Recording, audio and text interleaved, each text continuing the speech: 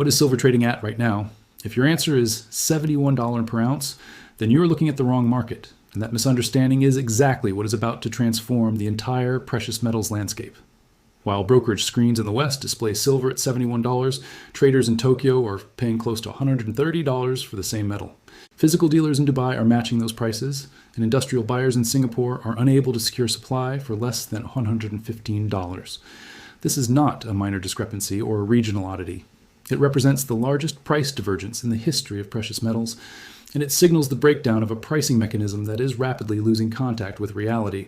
This divergence has nothing to do with quality differences or delivery delays. These are identical 1,000-ounce bars of 99 fine silver trading at nearly double the quoted paper price across multiple global markets at the same time. The paper markets, where most price discovery supposedly occurs, are reflecting one version of reality, while the physical markets, where actual metal changes hands, are broadcasting a completely different message. Consider what this implies. When was the last time bread sold for $3s in New York and $6 in Los Angeles for weeks at a time? That does not happen in functional markets because arbitrage immediately eliminates such gaps. Traders would buy cheaply in one location and sell at higher prices elsewhere until the disparity vanished.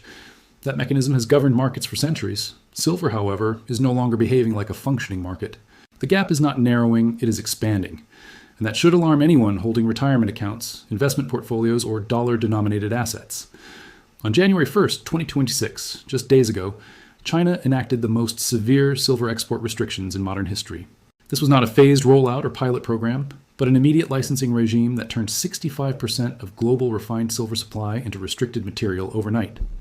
Only 44 approved Chinese exporters are now permitted to ship silver abroad, and they face quotas, documentation hurdles, and approval delays comparable to those imposed on military technology exports. To put that into perspective, China refines more silver than the next 5 countries combined.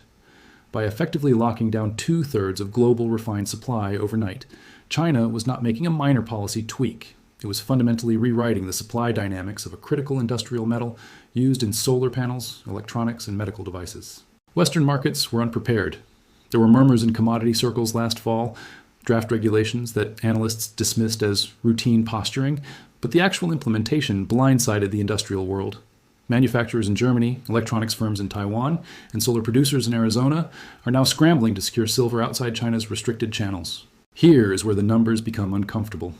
The remaining 35% of global refined silver flows through the COMEX exchange in New York and LBMA vaults in London, the same market still showing 71 prices, while physical buyers elsewhere are paying nearly double. According to COMEX data released last week, registered silver inventory, the metal actually available for delivery against futures contracts, fell to 128 million ounces, the lowest level since February 2025. This collapse is occurring at precisely the wrong time. December delivery demand alone reached 65 million ounces. In a single month, futures holders demanded delivery on more than 50% of the available registered supply. Not 10%, which would already be elevated, not 20%, which would quietly worry exchange officials. Over half of all available silver in one delivery cycle. These demands are not coming from short-term speculators. They are coming from industrial users unable to source silver elsewhere, Asian buyers willing to pay Tokyo premiums, and refiners attempting to capture the arbitrage between paper and physical markets before the system breaks. In physical markets, when demand exceeds supply, prices rise until balance is restored. That is not ideology, it is mathematical scarcity, the foundation of trade itself. Yet the paper-silver market is not responding. COMEX prices barely moved while inventories collapsed and delivery claims surged. Why would prices remain suppressed as supply vanishes and demand explodes? Either futures markets do not believe the shortage is real, or they are structurally detached from physical reality. Based on conditions in Tokyo, Dubai, and Singapore, the answer is clear. Now consider the scenario facing global manufacturers. A factory in Munich requires 50 million ounces of silver over 6 months to continue operating. COMEX delivery timelines do not align with production schedules. Chinese supply is unavailable. The manufacturer does what businesses have always done under scarcity. They pay the physical price. $130, $150, whatever it takes. Because the alternative is shutdowns, layoffs, and loss of market share. Multiply that scenario across every solar producer, electronics manufacturer, medical device company, and industrial consumer worldwide. They are all competing for the same remaining 35% of global refined supply. COMEX registered inventory of 128 million ounces represents less than 2 months of global industrial demand. It is negligible compared to the supply shock created by China's restrictions. Something must give. Either COMEX prices rise to reflect physical reality, cash settlements replace physical delivery, or new supply appears from unidentified sources. History tells us which outcome prevails. When paper markets diverge from physical markets, the physical market always wins, because factories cannot run on futures contracts. The $71 COMEX price is surviving on borrowed time. And when that time expires, the repricing will not be gradual. It will be violent, restructuring portfolios, rewriting commodity market architecture, and exposing a difficult truth. Brokerage prices may no longer reflect the true value of physical assets. This reality becomes even more unsettling when examining the behavior of the world's largest banks. JPMorgan Chase did not become America's biggest bank through emotion or sentiment. They operate through risk mathematics and early recognition of structural dislocations. According to commodity market sources and CFTC data analysis, JPMorgan reportedly closed its entire 200 million ounce paper short position between June and October 2025. This was not a trim, it was a complete exit from a position maintained for years. At the same time, the bank accumulated an estimated 750 million ounces of physical silver, the largest hoard held by any financial institution in recorded history. Not paper claims, not derivatives, allocated physical metal. They moved from betting against silver to controlling more physical silver than most nations hold in reserve. And they did it while COMEX prices hovered just above $70. Then came the decisive move. JPMorgan leased 4,000 tons, approximately 129 million ounces, of physical silver to ICBC China, with a mandatory return in early January 2026. The same month China enacted export restrictions. The same month COMEX inventory hit decade lows. The same month Tokyo premiums exploded. This maneuver temporarily removed metal from Western markets, while positioning JPMorgan to reclaim it at the precise moment it becomes most valuable. If silver prices were expected to fall, why recall such a massive quantity during a supply crisis? The answer becomes clearer when reviewing events in London. On October 8, 2025, India's state-run MMTC placed an order for 1,000 tons, 32 million ounces, through the LBMA. The market did not merely strain, it broke. Silver lease rates surged from 0.25% to over 200% within hours. Swiss refiner Metalor was forced to shut down silver operations entirely until January 2026 due to inability to source metal. Not delays, a full shutdown. The LBMA responded with reassurance, citing 844 million ounces in vaults. But lease rates do not explode in liquid markets. They spike when metal is unavailable despite official inventories. Each time physical delivery is demanded at scale, the system fractures. Lease rates soar. Refiners halt, premiums spike, cash settlements appear, yet paper prices barely react. Then, on December 29, 2025, the CME raised silver margin requirements by 25% during the holiday lull. This emergency action mirrors historical crisis precedents from 1980 and 2011, except those margin hikes followed price explosions. This one preceded them. Margins are raised when exchanges fear delivery stress, and this time prices had not surged, which implies the exchange sees a crisis not reflected on screens. According to the World Silver Institute, global demand exceeded its supply by 200 million ounces in 2025 alone, year 5 of structural deficits totaling over 1 billion ounces. That exceeds COMEX and LBMA inventories combined. Where did that silver come from? Investor stockpiles, now depleted, or inaccurate reporting? Given recent events, the answer is evident. JPMorgan, ES 750 million ounces, may represent one of the last major silver concentrations outside Chinese control. And they are not selling it at $71. They are holding their silver, recalling leased metal, and positioning themselves for a repricing that futures markets have not yet acknowledged, but that physical markets are already experiencing in real time. The most sophisticated capital in American finance is no longer betting on silver. They are not speculating, and they are not hedging. That phase is already behind them. They are preparing for the moment when paper markets are forced to admit what physical markets have been signaling loudly. Silver priced at 71 ounces is a fictional valuation, completely detached from supply reality. When that admission finally arrives, when COMEX and the LBMA can no longer sustain the illusion that paper claims are equivalent to physical metal, the mathematical consequences become unavoidable. This is where the numbers begin to matter. These are the calculations that keep exchange officials awake at night, and the same calculations that make JPMorgan's positioning look less like speculation and more like preparation for an inevitable outcome. COMEX currently reports open interest of approximately 150,000 silver contracts.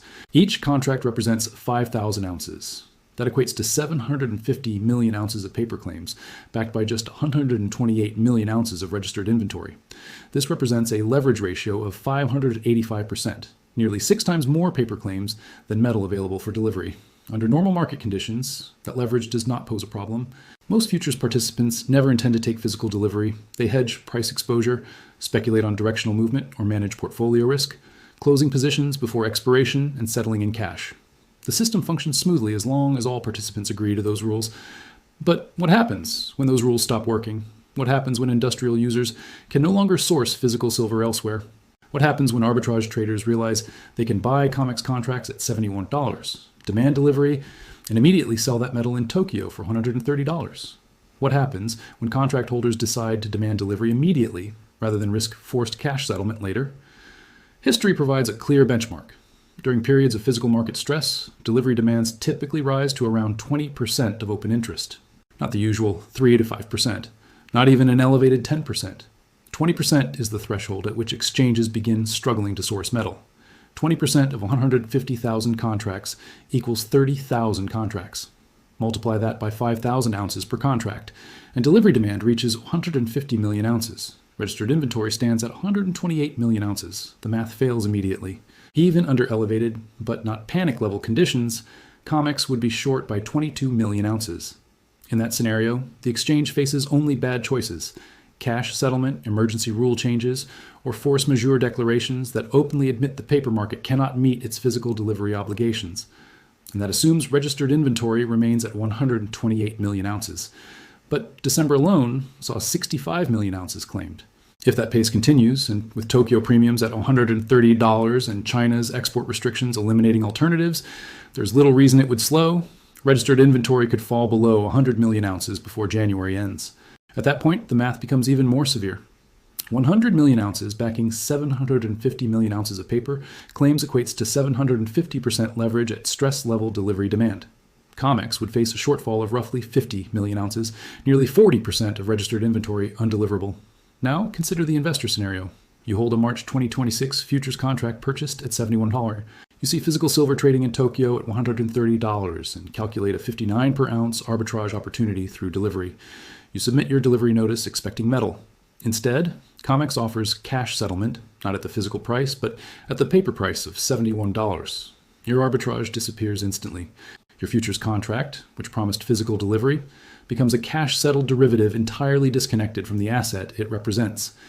This is not theory or speculation.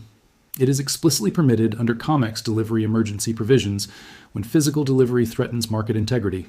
What exchange officials understand, and most investors have not yet calculated, is that widespread cash settlement at paper prices, while physical markets trade at extreme premiums, would destroy COMEX's credibility as a price discovery mechanism. Industrial users would abandon futures markets. Investors would recognize that paper silver and physical silver are fundamentally different assets. Price discovery would migrate to physical venues like the Shanghai Gold Exchange. JPMorgan understands this perfectly. That is why their reported 56 average silver price forecast for 2026 appears catastrophically conservative given current conditions. The forecast assumes paper markets retain credibility, assumes China's export restrictions do not materially affect supply, and assumes COMEX continues delivering metal. Every one of those assumptions is already failing. Physical silver is trading at $130. China has restricted 65% of global refined supply. COMEX inventory is under delivery stress. 5 years of 200 million ounce annual deficits have already drained above ground stockpiles. China's restrictions permanently remove 120 to 170 million ounces per year from Western markets. That supply must come from somewhere. Above ground inventories are liquidated, recycling increases, some substitution occurs, and prices rise, potentially dramatically, until demand destruction balances reduced supply. But industrial silver demand is highly inelastic. Solar panels, semiconductors, and medical devices cannot function without silver. Industries will pay higher prices and pass costs through to consumers. Investment demand is also inelastic once repricing momentum begins. When investors recognize that physical silver trades at massive premiums to paper and that futures contracts may not deliver metal, demand accelerates rather than declines. Silver Institute projections show industrial demand reaching 650 million ounces in 2026. Mine production stands near 830 million ounces, with recycling adding roughly 170 million. That appears sufficient until China's restrictions remove up to 170 million ounces from Western access. The surplus vanishes. The deficit returns. 6 consecutive years of deficits totaling over 1 billion ounces means every investable bar, every vault held reserve, every institutional stockpile has been steadily consumed. Now, just as those buffers are exhausted, Supply is restricted and delivery demand surges. The outcome is mathematically inevitable. Either COMEX prices rise to Tokyo levels, or the exchange admits it cannot deliver and forfeits price discovery. There is no third outcome. January 15th, 2026 adds further pressure. The Bloomberg Commodity Index rebalances, potentially forcing futures liquidation. If paper prices fall while physical premiums remain elevated, the arbitrage gap widens, delivery demand accelerates, and inventory pressure intensifies. This is the scenario JPMorgan positioned for. This is why leased metal is being recalled. This is why margins were raised absent speculative excess. The only remaining variable is timing, not outcome. The repricing is not emotional. It is mathematical. Tokyo's $130 price is not an anomaly. It is the future once paper markets surrender or lose relevance entirely.